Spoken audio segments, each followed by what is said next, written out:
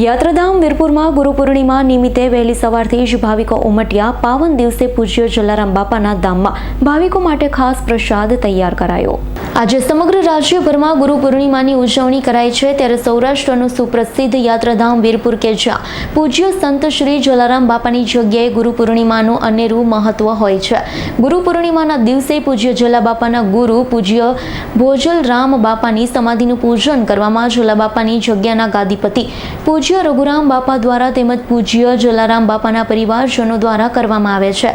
વહેલી સવારથી જ દેશ વિદેશમાં વસતા પૂજ્ય જલારામ બાપાના ભાવિકો આજે ગુરુ પૂર્ણિમાના દિવસે દર્શન કરવા માટે ઉમટી પડ્યા। ખાસ કરીને સુરત, બારડોલી, નવસારી, અમદાવાદ સહિતના વિસ્તારોમાંથી ભક્તો પૂજ્ય જલારામ બાપાના તેમજ ગુરુ ભોજલરામ બાપાની સમાધિને શીશ ઝુકાવી દર્શન કરી ધન્યતા અનુભવે છે।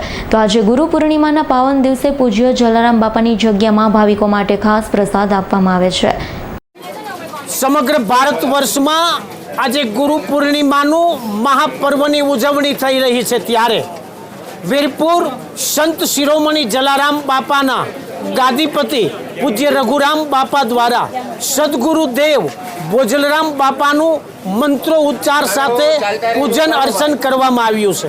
અને એવે વખતે વીરપુરને આંગણે જલારામ બાપાના લાખો ભાવિક દર્શનાર્થીઓ આજે વીરપુર પધારીને પૂજ્ય બાપાના સદગુરુદેવ ભોજલરામ બાપાના દર્શન કરી રહ્યા છે અને સાથોસાથ ગુરુ પૂર્ણિમાનો આજે વિશેષ મહાપ્રસાદ લઈ અને ભાવિક દર્શનાર્થીઓ ધન્યતા અનુભવી રહ્યા છે।